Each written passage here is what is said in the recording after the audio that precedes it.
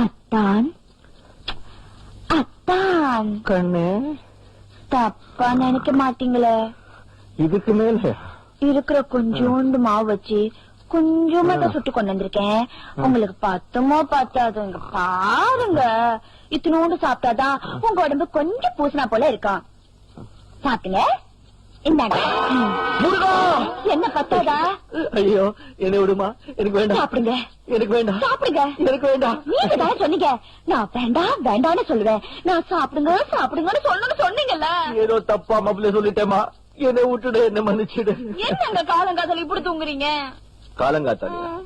அடியே அடியே அடைச்ச அங்க பாதி டைம் எவ்வளவு ஆகுதுன்னு. மணி 2 தான் ஆகுது. நான் 6 மணிக்கு தான் நினைச்சிட்டு இருக்கேன். நண்டு கிடக்குறான் நண்டு.